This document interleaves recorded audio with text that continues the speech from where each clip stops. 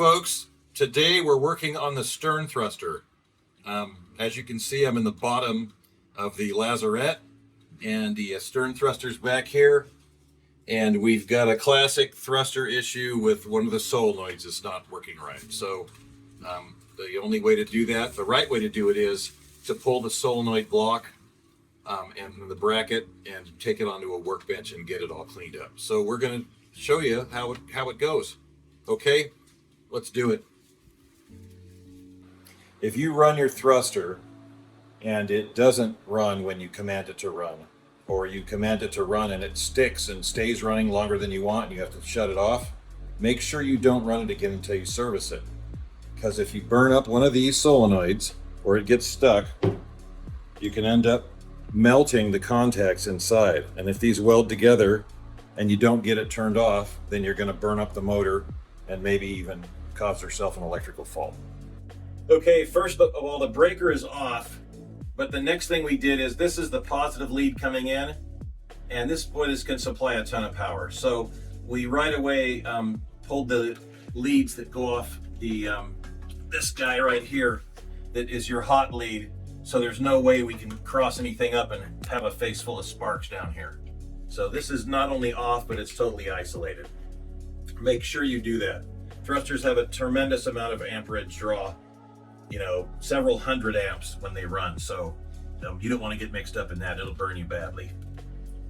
Okay, next up is the motor leads.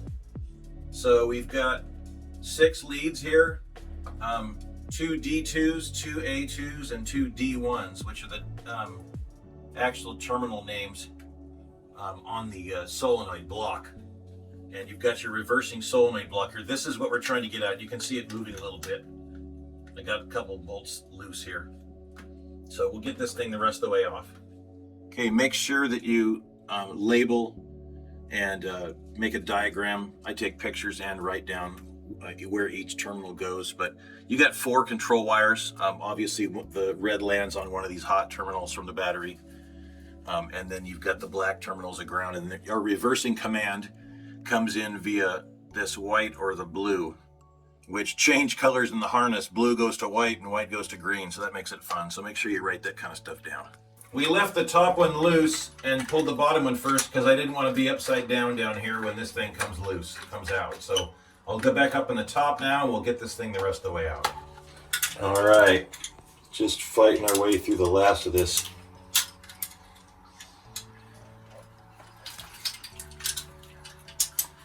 Loose screw.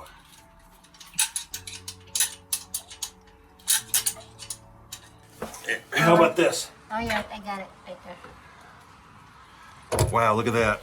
I think that's been hot. Oh, okay. All right, I think that's it. Can I come out now? Yeah. Oh. There's like an egg roll over there. Here's the other screw. We got to get a picture of the nameplate on the motor. I forgot to do that, so Cinnamon's doing it. Yeah, on the top of the motor is a sticker. Yeah. That's silver. Take a picture of Right that. there, okay. Yeah, okay.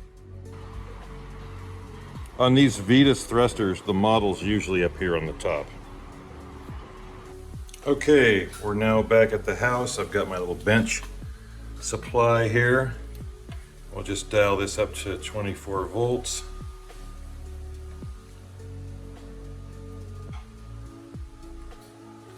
And we'll see if this solenoid works. Yeah, that's a big no can do. Better check that for continuity with the meter next. Sorry for that little break. I needed Cinnamon to help me hold this, but we had one screw strip, so we had to drill the head out. So we got it though. So now we can continue. All right, we got our knotty screw out. These things have seen better times. So that doesn't sound bad, it's moving. Uh-oh. That doesn't sound good at all. So that's probably the stuck one. Yep. So that's our naughty one right there. Let's check the electrical side.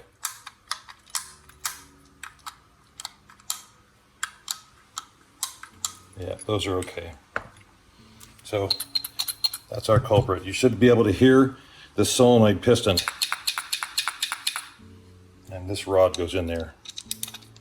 And then it presses on your electrical contact when it comes down. Okay, let's dig into this solenoid system for the Vetus thruster a little bit more. I have a couple of old coils that came with the vessel.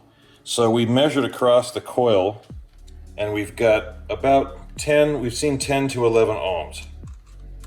And it's been pretty consistent among the ones we've tested. Let's try this one too, just to show. So there's, just get a good connection. Yeah, see about 10 ohms resistance there. So then you know you have the piston inside, but it has no spring of its own. So we have this activator rod that goes in, and then it sits on top of the contactor. The contactor is where our spring action comes from. And we'll rebuild the contactor separately. So electrically, to activate this, I have my power supply here, 24 volts. We should get a good open and close.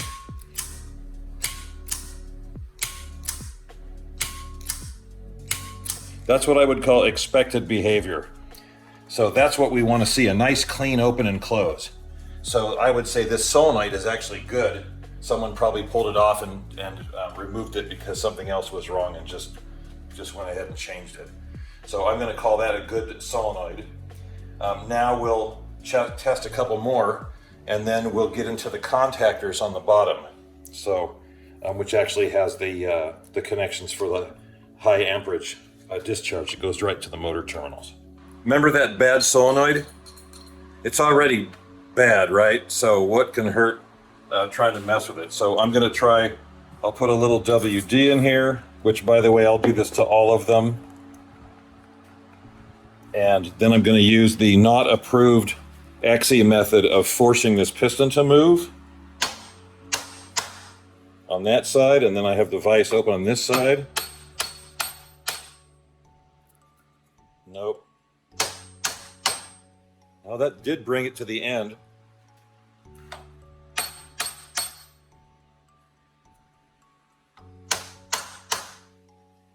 I think this is just totally done. But in a pinch, I could probably get this going again. We'll try some more and report back. Okay, remember the naughty solenoid? Check this out.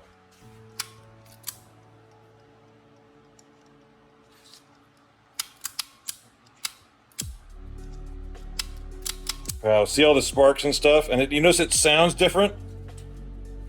The sound of that one, it sounds weak. You don't get that crisp clicking.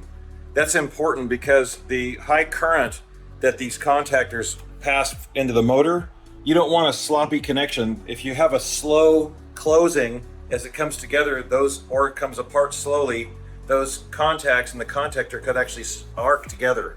And then you would have a motor that was just stuck running until you killed the breaker, which is pretty scary if you're trying to navigate. So I'm not going to put this back on, but I did get it working. But it was interesting to see that this is probably why it was sticking. It's just too weak. Well, now we've really done it. I've got the contactor blocks all apart now, and this side looks pretty good. And it's interesting that the style here is it has a normally closed side, which is, I guess, pretty typical for a contactor.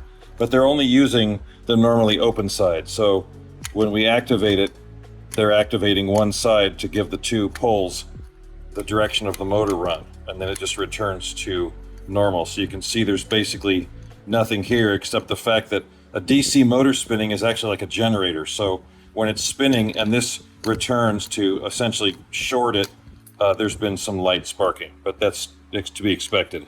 But the other side, that looks pretty good. I would say that's, normal wear. There's not a lot of pitting. It's got some, a little bit, we can burnish that gently, but I'm mostly gonna leave that one alone. This side, on the other hand, is a different story. This side, from when it's stuck, you can see it actually, I've got some liquid metal in there. This was messy. So this is pretty bad. I hope I have the spare parts to get this one back together because this is messy. We'll see. Yeah, that's pretty bad. So that's going to have to go. That one's salvageable in a pinch, but this one's really bad. Yes, I'm the guy that cleans every single piece of hardware. We're making progress.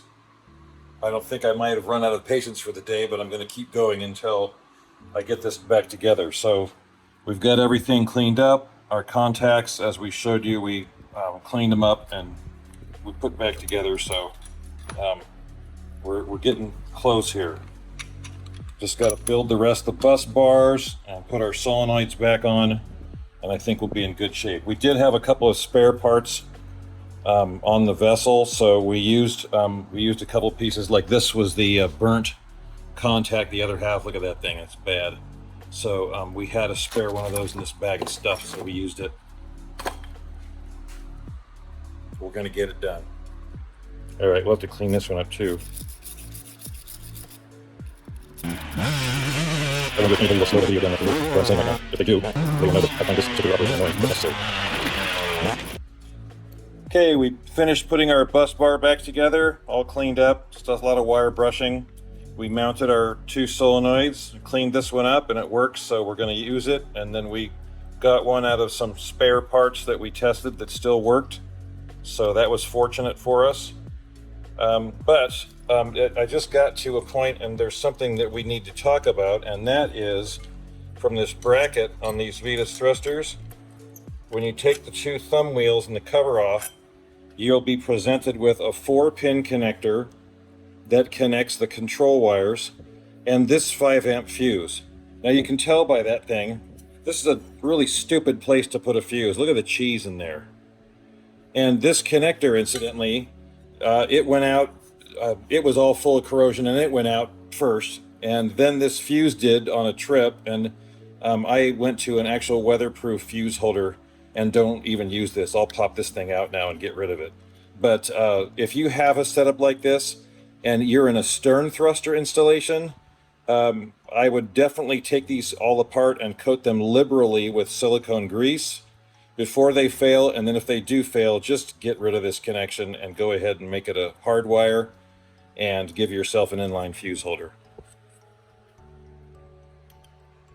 So this is the mounting bracket. It's one stubborn screw. There we go. And it's crazy that this whole contraption of solenoids and contactors is all held together by two of these guys. Not much. Okay, we're going to test the top one.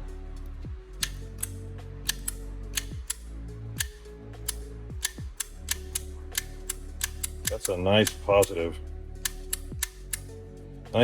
engagement. I'll try the other side.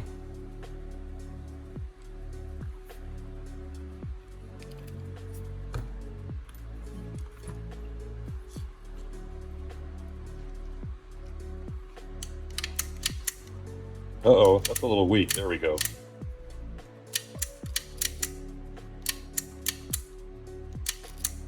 I need to clean that terminal some more.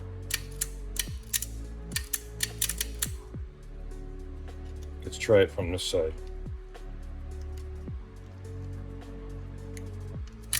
Ugh. Yeah, I gotta clean these. This is dirty. There's a little cheese over here. You don't want cheese in here, but unless it's blue cheese. I agree. All right, take two.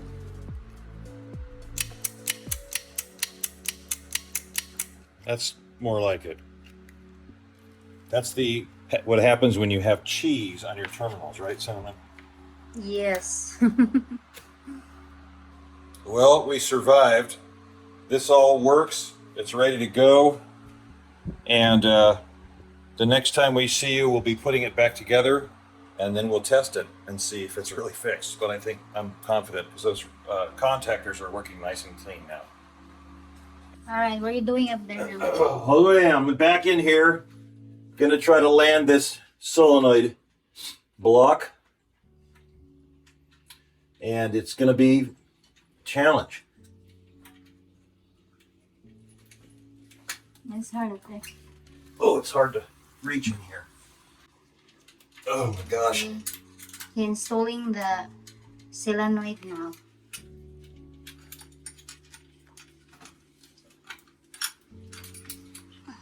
Here, what's up? So we got the first screw in. We discovered, much to our dismay, that the top screw, if you drop it, you could drop it inside the motor, which would be horrifying. We did not do that, but that's something to be careful of because it's a short Allen screw and it can drop into the hole where the two motor leads come out at the base of the motor. So yeah, be careful. Okay, let's get the other one in. All right, we got them both started. Now we're just dealing with the long-winded threads of this thing to get them done.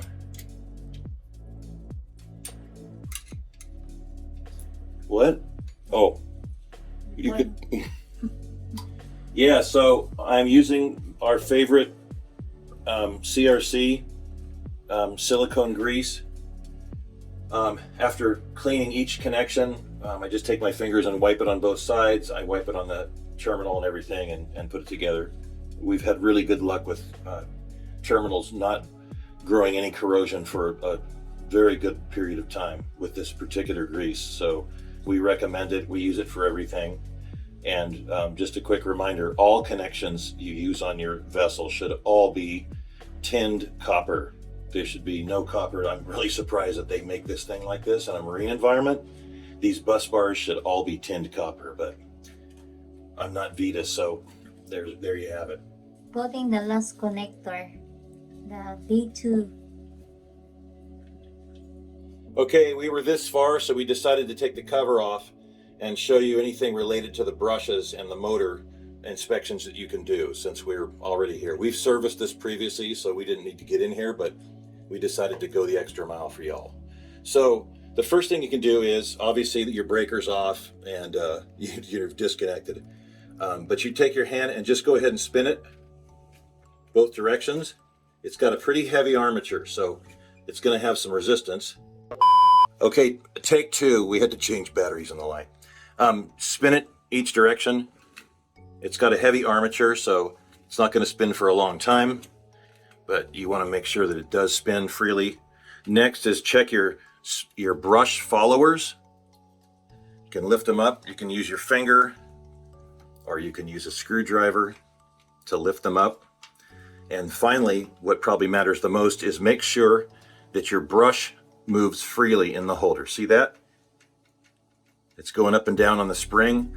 These are notorious for getting stuck in here, and you'll know because you'll get crazy sparking. It'll come flying out the covers on the side if the brushes are stuck because they won't progress inward. It takes a long time to use a set of brushes. These are basically new because you just don't run the thrusters that much, at least I don't. Let's see, we should take a look at the commutator also, which I'll try to give you a look at here. There you go. So just you can run the commutator around. You see how there's no copper going in between each field? That's what you want to see. If you see copper that's dragging across these fields, these windings, then you're going to have loss of performance in the motor. So let's see, was that okay? Yeah, we're good. So just check, that's all the stuff you really need to check for. Now you do have 4 brushes. So you got this top one, and then you've got another one down here, another one up here, and the last one is, if I can get it in this shot, is down there. Anyway, there are 4, and of course your motor leads come into those, so that should be useful. So we're all connected up here, by the way. We finished our high amperage connections, and then we finished our control wiring, and we're ready to go ahead and put this covers back on and give it a try. All right, we're ready to test. I'm staying down here. Cinnamon will be our captain today. Okay, breaker on. All right, system on. You got 2 green lights? All right, stern thruster to port. 1 second, please. That's a nice clean start stop. Okay, thruster to starboard. 1 second, please. All right, Let's go thruster to port for 5 seconds. That's 5 seconds, I guess. All right, how about thruster to starboard for 5 seconds? Yeah, sounds great. Good deal. Another happy landing. Okay, we're all buttoned up in here. I am pleased to say I can get out. Hey, just a quick comment. I can't tell you how nice it is to do a job like this in a bilge that's clean and dry like this. So if you go to look at a vessel, the first thing you should be doing is going to the lowest point on the vessel, pulling the floor cover or panel, and looking underneath. And if you see a mixture of water, antifreeze, and oil, that is not the vessel for you. And test your bilges while you're down there. Incidentally, all stern thrusters should have a support strap for the back of the motor because of the horizontal install. Bow thrusters are typically vertical, so they don't need that. Done? Yeah. Can I come out? Yeah. Hit my head again. Oh. Oh. Good job. Thanks. Okay, thrusting to starboard.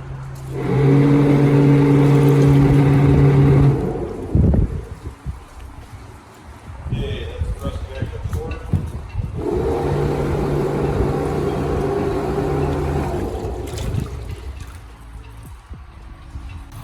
Okay, so we hope that that's a video that will give you all the information you could want or need on Vetus thrusters. If you have questions, feel free to ask them in comments. Yes, I'm just washing the grease off my hands now. Anyway, thanks for watching, and it'd be great if you could subscribe. Take it easy.